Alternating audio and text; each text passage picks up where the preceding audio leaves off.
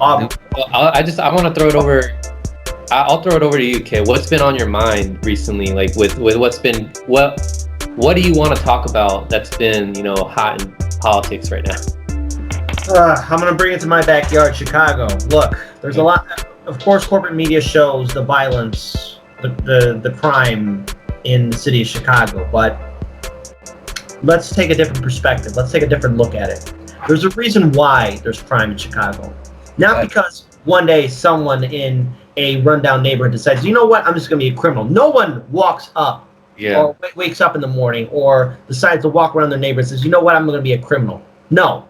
There's a system of hyper-segregation and racism that is happening here in the city of Chicago. This city is hyper-segregated. And yes, we have a black woman who's a lesbian who is our mayor.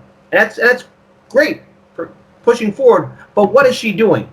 She has stated that she's against a UBI. She is all in favor of increasing the police budget. She is now raising up the bridges because there's protests happening. And many people are angry at this. She's blocking off the city, well, or at least the rich parts of the city from everyone else. And rich people are saying they're not feeling safe in Chicago. Well, tell that to the people who live on the west side and south side of Chicago, or even in the north side neighborhoods as well. There's a lot of issues that are not being addressed by our political leadership. And we have politicians who've been in power for 20 years, 30 years, or 40 years in power. These same criminals who continue to steal from the city of Chicago, who still continue to implement horrible policies. There's still lead in Chicago's drinking water. There is a lack of resources for Chicago public schools. The police budget got increased, but all the while, no one is taking account for police corruption and police brutality. The Cook County prisons, the county that Chicago is in, they're still dealing with the issue and dangerous issue of COVID-19 impacting not only the prisoners there, but the staff that runs those facilities as well. It's an ongoing crisis. And let's look at another thing as well. There's a lot of major industrial facilities in the city of Chicago that are impacting the south and west side neighborhoods. These are predominantly African-American, Latino communities, working class communities that are being devastated. Take, for example, the Matt Asphalt plant. On our old channel, we've covered it.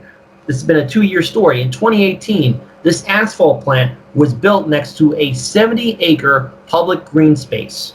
Around this park, there's homes, apartments, condos, 2 schools, an open public pool, and a community center. And yet, this asphalt plant is running with no permit, and no one in the city of Chicago, Cook County, or state of Illinois informed the people that live in that area that that asphalt plant was going to be built. And the alderman that's in charge of it is head of the Chicago EPA. And during the 2018 midterm election cycle, our current governor, Governor J.B. Pritzker, a Democrat, who I'm still 50-50 on at this point, did a photo op by the community garden by McKinley Park, where this asphalt plant is at. So, Governor J.B. Pritzker, you ran on reform and improving the Illinois EPA. This place is running still with no permit. And even Mayor Lightfoot, who had a landslide victory, she fundamentally won her election in 2019, saying that she would bring in reform and improve the Chicago EPA. It's still there, but that's just one problem. There's many industrial facilities that are polluting low-income, working-class communities in the city of Chicago. The air, water, and soil is being contaminated. As I said before, there's lead in our drinking water. And just to make things even worse, if you cross the border into Indiana, there's major industrial facilities that are on Lake Michigan, and Indiana has a laissez-faire approach towards industry. Well, these corporations, these industries, are dumping in regulated toxic waste. This regulated toxic waste is, here, you have toxic waste, they mix it with water, and then put it into Lake Michigan, because dilution is a solution. But that's not how you make toxic waste safe. It just causes the problem worse. And because Lake Michigan is a circular body of water, it's insular, that water current goes right back into the city of Chicago. So that's why I don't swim in Lake Michigan anymore, because we have these industrial facilities dumping in toxic waste. And on top of that, there's been numerous amounts of accidents and spills that have happened by those facilities. So it's an uphill fight to deal with not only environmental racism and political corruption, but it's also dealing with the fact that you have politicians who don't give a damn, all the while people are being hurt. So when it comes down to what I'm feeling, what I feel like talking about, I want to cover the protests. I want to cover the activists speaking out truths of power, and I want to bring to light more stories that people need to know about. Because if people knew that that lake isn't safe and that the water isn't safe, people would do something. You know, Flint, Michigan, they don't have clean drinking water, and it's been years since years and years and years. And Chicago is a major metropolitan city. Yeah. We have lead in our drinking water. This is a problem, and it's a whole national problem. Plus, on top, let's deal with all the issues that we're dealing with. The economic crisis, housing crisis, climate change, and of course with the pandemic as well. So this is all just one big storm that's been brewing, and people need to step up. Otherwise, we're going to see more aggressive protests happening, more riots happening, and people have every right to be upset, especially the working poor who are constantly being screwed over, all the while our wonderful senators and House representatives are just thinking, oh, you know what? We won't come back to the session until September 8th. You know, if I acted like this when I had my jobs, I'd be fired like that. If anyone acted like this, any American acted like this. But no, because they're politicians and they're owned by the corporations, they get to do whatever the hell they want. But the thing is, why should we respect these politicians when they're leaving us out to dry? Yeah. By themselves. And that's my rant. You asked, and you open up that box, and I had to let it all out. I'm glad to hear about the. This is really bad that this is happening, but I'm glad to talk about this because, you know, I put out a video the other day. It has to do with environmental issues, and when people think about environmental issues, like you know, people who are not that informed about politics, or people who aren't that invested in biology, they think about climate change. But climate change is not the only environmental issue. And all of these environmental issues, you know, the destruction of our planet, that affects our health. And all of that is brought about to us because of capitalism. And capitalism is also tied with imperialism.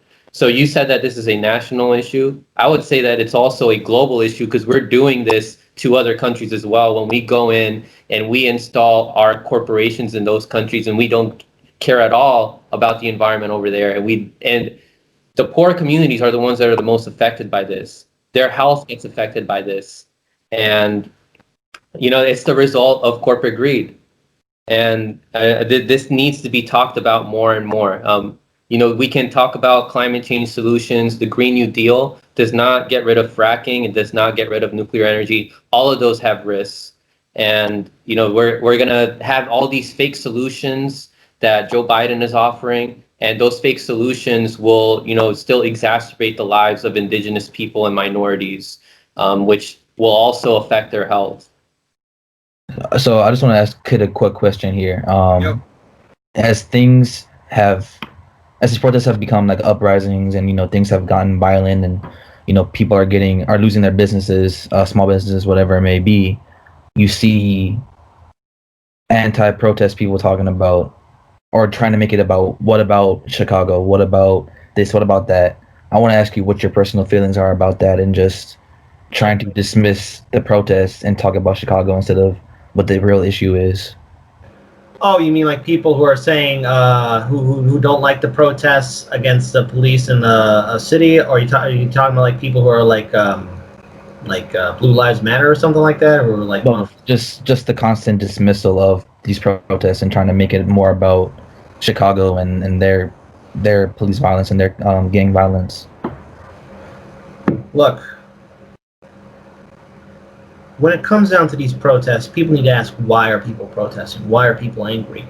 It's because the South and West Side neighborhoods have been denied resources for years, even before I was born. I'm 35 years old. This has been an ongoing problem, and I've seen it firsthand in the South Side, on the West Side of Chicago. Yeah, and even on the North Side, just to let your viewers know, like, there's a line. There's the North Side of Chicago and the South Side of Chicago, and in theory, it's the North Side that has more resources and the South Side that gets messed up. But the city is so hyper segregated. Even the north and south sides are hyper segregated as well. Look, during Rahm Emanuel's rule over Chicago, during his 2 terms as mayor, 54 Chicago public schools were shut down. They were on the south and west side areas. These are predominantly African American Latino communities where the schools have been shut down. And these schools are the heart of a community. And when a school is done, that's a death blow. And you know what happens then? Property becomes less valuable. Businesses board up. And then comes in gentrification. And then the city develops that area. And then people who have been living there for generations are gone, out there on the streets. You would be angry too if, you know, your family's been living in a community for years upon years, going to school there, supporting the local businesses there. And then it gets gentrified and the quote unquote correct people, good people move in. You would be upset too. Everyone would be upset too. And now, you know, even in the city where people are working 2 or 3 jobs just to make ends meet and it's still not enough, everyone has every right to be angry. And on top of that, add in the police corruption. In 2018, me and Daniel actually covered a story that was done by the Exoneration Project. It's a group that helps out prisoners get exonerated for crimes they didn't commit. We saw 16 black men get exonerated for crimes that they did not commit because 4 Chicago police officers basically set them up for crimes that they did not commit. And that's just 16 men. There's probably thousands upon thousands of individuals that are dealing with that situation too, because no one's held the police accountable. No one's held the politicians accountable. So yes, when you see your neighborhood that's been impoverished for decades, yes, when you see your schools that have been shut down, yes, when you know there's still lead in your drinking water, yes, when you know that there's police that are just constantly abusing citizens and your politicians don't care, everyone has a right to be mad and protest and yell and scream and get upset because there's a lot of injustices happening here. Now, I don't want to see any small businesses get ransacked. I don't want to even see the rich businesses get ransacked or burnt down or anything like that. But we've seen this thing happen across the country with the George Floyd protests. And you know, there's a lot of videos on social media showing cops burning their cars, cops breaking into buildings and setting things up. So it's not the protesters that are doing this. So to anyone asking, well, why aren't you covering the crime? Well, yeah, people do want to cover the crime. And yes, there are criminals, and yes, there are bad guys out there. There are bad people out there. But they would not exist if there were social programs and social safety nets, schools and community centers, and politicians that actually gave a damn. You see, I'm going to let you guys in on a little thing called Chicago's Not Broke. It's about this thick. And Franco, Brooks, you check it out. It's called Chicago's Not Broke, written by Tom Tresher. If you want to learn about Chicago, we have a thing called the TIF funds. And these TIF funds are there to really help out the communities. But under previous mayoral rulers, they use the TIF funds as their own personal slush funds. So they could, you know, make downtown Chicago look nice or make the tourist locations look nice. All the while, the true beating heart, which is not downtown, the true beating heart, the communities on the west side, on the north side, on the south side, are being denied those resources. Again, check it out. Chicago's Not Broke, written by Tom Tresher. This book, you'll get an education about this thick. You'll get an education about why the city isn't broke and why those resources could be available to those communities. Because I guarantee you this: if the protests, like these protests would not probably happen were there not if there was actually schools and resources. And yes, even going into the Chicago Police Department budget, if that budget was cut, you know, there'd be more resources for more people, especially communities all across this city. But because of Mayor Lightfoot, she's against the UBI. She is against defunding the police. She's against, you know, really doing true investigation into the corruption that's in the city government. You're going to get pushback. And with her raising the bridges up and making, you know, the rich part of Chicago the inner castle, it's only going to make people angrier and angrier. And when you shut down the highways, when you shut down everywhere else, you're making everyone's commute even miserable. And you cut down public transportation as well, you're making people miserable. And it's not just the protesters' fault. Mayor Lightfoot can actually do this. She can actually bring in change, but she's losing control. Just an interesting side note too, and you guys can look into it. But in early 2019, I actually did a report where I was reading a couple of articles showing that Mayor Lightfoot is thin-skinned, that she doesn't like the criticism towards her. Well, if you don't like the criticism, don't be a politician, because a politician's always going to be criticized. Yep. Even the ones I like. Look, I like Bernie Sanders, okay? I'm not happy with his decisions that he's been doing lately, including AOC, Ilhan Omar, Rashid Tlaib, and Ayanna Presley, and even Tulsi Gabbard. Look, I like them, right? But I'm also going to criticize them too. I'm going to be critical of them because I don't hero worship, right? And any politician deserves to be criticized. And with her handling the city right now, it's miserable, and she should be a one-term mayor at this point. And that's that. We want them to do better. That's why we criticize them. And these are people who work for you. Yeah. By the way, Brooks, I hope that answered your question, because No, it absolutely did. Thank you so much. And even those to people who are like critical of the protests, just look into reasons why they're happening. And this isn't just because it's in a democratic city. Look, and even in conservative small towns and everywhere else across this country, you have the same fundamental problem. That is corruption. Neoliberal Democrats, neoconservative Republicans, who are all part of the same team. Now, Democratic voters, Republican voters, independent voters, you're being screwed over. The DNC and RNC are friends with each other. The same people who fund the RNC, Wall Street, big banks, major corporations, lobby groups, are the same people who donate and fund the DNC. They are friends. They are friends, and for the people in the back, the DNC and RNC are friends with each other. Because they're owned by the corporations, the same corporations who own our media. Yeah, the only conflicts that you see in the mainstream media is it's all professional wrestling, and it's to distract us with all this fighting that's meant to divide us. And I want to ask you, Kid, if you're familiar with MMT, modern monetary theory. Yes, I am. I am familiar with it. I'm not. I know there are others more knowledgeable in that area, but I am very interested in the idea and support of it.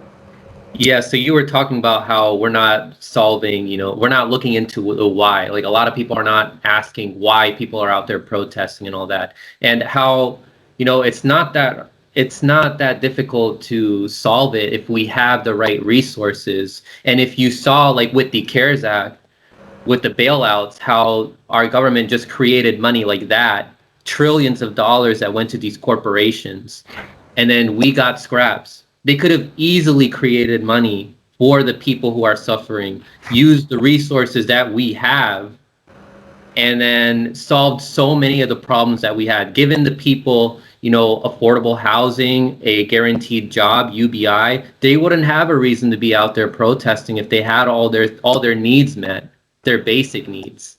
But these corporations that control our politicians, they don't want that. And they set the narrative with the mainstream news to make us think that these things are impossible. Yeah, exactly. Yep. Agreed on that 100%, man. I just want to add one thing, because you mentioned just how Chicago's problems are because of a deeper thing than just the violence. In our own state, in Maryland, we have Baltimore City, Baltimore County, and they're faced with a constant fight themselves. We had a former mayor who was arrested by the FBI because she used money. I think it was state money to fund books and sell books. That's children's book that she wrote. Our governor Kevin Hogan, Larry Hogan. Yeah, Larry Hogan. He decided to defund schools even more and doesn't want to help reallocate any funds for police to these schools or to anything like that. He screwed over our HBCUs, Bowie State, Morgan State, Coppin State, Maryland Eastern Shore. He's using the money that's supposed to go to HBCUs and Baltimore public schools and putting that into his own businesses, whatever it may be. It's just another issue of, politicians being owned by corporations or being owned by their self-interests. And I hope that Maryland wakes up during this whole pandemic that we're going through and decides to vote him out. Jack Young decides to actually, put money into Baltimore and invest in the city, because it's a beautiful place. It's more than just downtown Baltimore. We have some wonderful areas. I want to give a shout out to my father. He is doing urban planning in Sandtown, which is where Freddie Gray was killed by police, and where they had all those protests. He's trying to help, get grocery shops and stores in Sandtown so that the place can just look better and help the people that live in Sandtown. They're working class poor just like anywhere else, and they need help. And his project is gonna help them, and it's called Cut Sandtown, and you can look that up on Instagram and Twitter. And they're trying to just do some good work, help feed people. So we just need more programs like that. It's a religious organization, but just having organizations like that helps a whole lot, and that can help in Baltimore, that can help in Chicago, Flint, wherever it may be. Yeah, Chicago, Baltimore, DC, like these are all beautiful cities. They have so much potential, but again, these corporations put a stranglehold on the people that make these cities beautiful. So I think we can end it here. Thank you, Kit, again for coming on. It was a real honor having you on. Thank you for bringing up these issues that are happening in Chicago. And to another piece of advice to give to content creators who are talking about stuff in politics is to bring issues to the table that are happening in your local cities, because you're going to know more than other people on what's happening in your city. So Hardlands Media concentrates on Chicago. Hear Me Out podcast, we can concentrate on the DC, Maryland, Virginia area. And then all these other content creators like Nico, he can concentrate on Miami. This is how we build a network, across the U.S., and we build an understanding when we collaborate with each other, because the views that we have in Miami versus the views that you have in South Carolina and Chicago, it's going to be different. But when we collaborate, we can come to an understanding, and the viewers especially will come to an understanding, and we'll realize that we have a lot more in common than we previously thought. So thanks again. Kate, you want to give a final shout out? Yeah, first of all, thank you guys so much for having me on your show. I look forward to future collaborations, and likewise to be on our show as well. Let's keep an open communication and try and get things set up, because now more than ever, content creators, we all need to start looking out for each other. More importantly, everyone else that's watching, we all have a lot in common. And right now our political system and our media is screwing us over, and everyone has every right to be upset and angry. And the only way we're going to walk out of this crisis, this whole situation, is by working together. And it will not be an easy road, but we have to do this together, because if we don't stand together, we will fall. So if you want to check out Hardlands Media, our website is hardlensmedia.com, hardlensmedia.com. You can find our social media on HLM, YouTube channel, Chicago Corner, YouTube channel, and we're also on Rockfin as well. Thank you again for having me on your show, and more importantly, don't give up, especially if you're new to content creation. Do not stop. Be unapologetic and have fun. There you guys go. And don't forget to, and most importantly, to stay informed. Take care, everyone. All right.